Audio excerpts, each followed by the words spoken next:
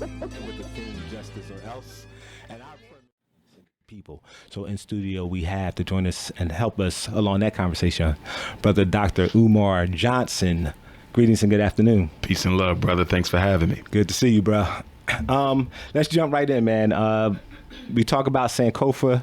We talk about warriorhood a lot on this show. Mm-hmm. One of the things I know that you've been on the front lines of for a while is really this issue. Most people know you as the guy who talks about special education and black boys. Mm-hmm. So let's start there. But I really want you to, number one, define for our listening audience who might not be familiar what Mentacide is. You know, the word that was coined by Dr. Bobby Wright. Okay. And related to the conversation about genocide. And then let's talk about the way that manifests in school systems. Well, for me, Mentacide would be the systematic destruction of a people's understanding of who they were, what they are, and what their potential could potentially be. And the potential is the most important. Killing of the vision and killing of the dream. This is very important, especially when you deal with African children, because us reclaiming our past is a threat, but they're not as concerned about that because we've been at the Black Book movement for about 40, 50 years. And a white man could clearly see that nothing has really come out of that tangible. So he's not afraid of us learning that we built the pyramids. He's not afraid of us learning about all the great black inventions. What he wants to kill is the potential and the vision and the hope that we can transform the reality. So Mentacide is more about projecting into the future and preventing a regeneration of African people from taking place. Yeah, I talk about a soul murder of your aspirations. Yes. And so when you just talk to young brother, I'm just chilling.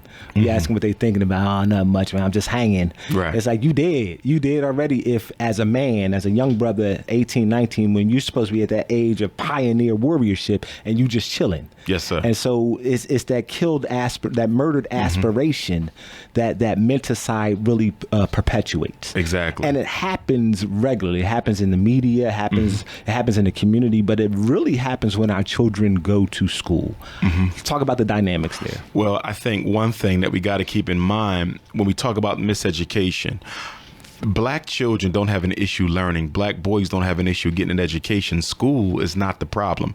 It's the treatment that they receive in school that's the problem. On top of that, many of our children are keenly aware that the education that they are receiving is not preparing them in any meaningful form to be economically competitive with white children when they graduate. They know that the public school system is designed for them to fail. And now it's not even so much about designing the schools for our kids to fail. It's about designing them to prepare our children for mass incarceration.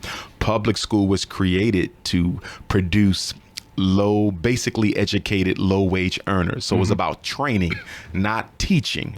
Training for specific jobs that existed at that specific time, but no longer exist. So it's all about exactly. So it's about jail, and that's why you also see the charterization of public schools, the shutting down of public schools, not just in Philadelphia but globally. Philadelphia is a pilot project, if you will, because it has the largest amount of charter schools in the country. So this is a pilot city to see how efficiently you can shut down public school and then ultimately come back and shut down the charters as well.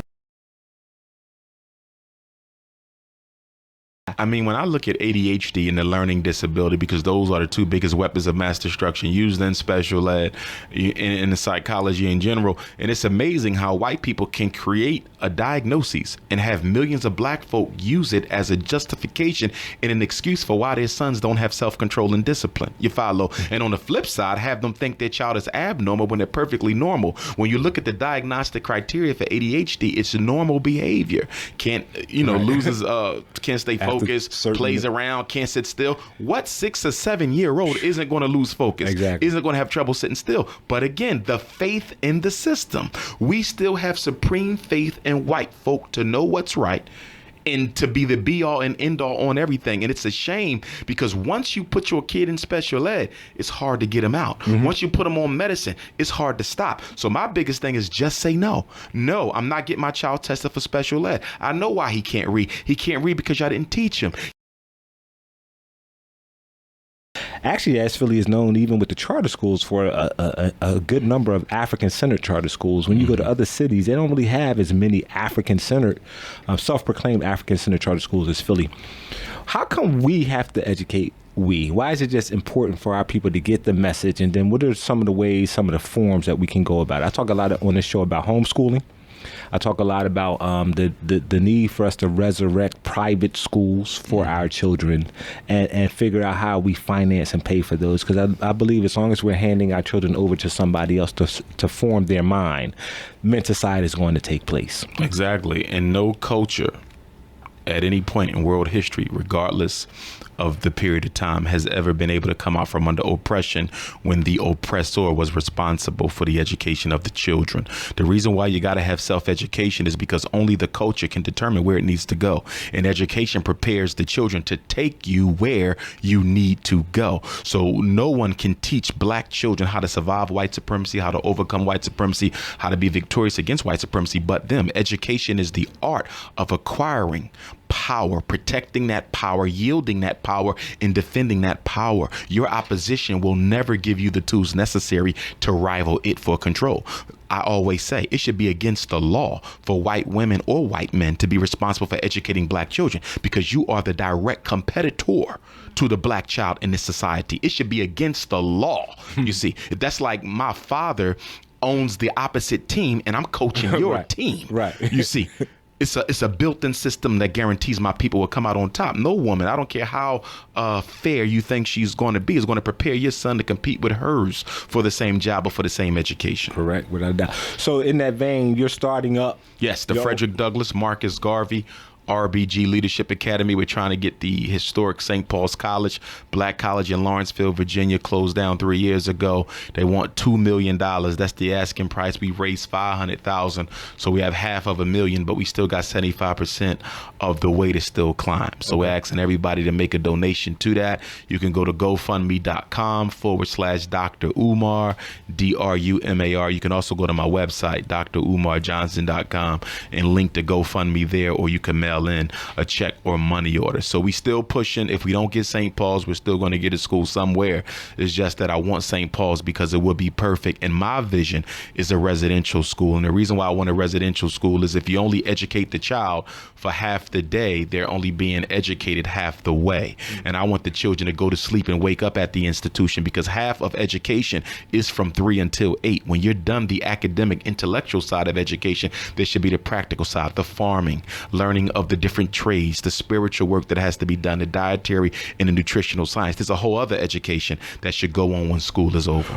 So the original building was a college post-secondary campus. Yes, it's a college campus. And when you do your schools, it'll be a grade school, be, K to 12. K to 12. Just wanted to clarify that. And again, if people want to support it, what are the ways, the channels for them to They can do so by GoFundMe.com/Dr. Umar, which they can link through on my website, drumarjohnson.com. They can also mail, check, or money order to payable to FDMG Academy, P.O. Box 6872, Philadelphia 19132. Also want to let your parents know that if they like to work at the school, anyone from the community, not just parents, they can send their resumes in to FDMG Resumes, FDMG Resumes @gmail.com. And every Tuesday morning, 6 a.m. to 8 a.m. Eastern Standard Time, I host a Black Parent Teleconference where parents can call up anywhere in the world and ask any question about their child education or mental health. That's free every Tuesday, and you can contact me through the website.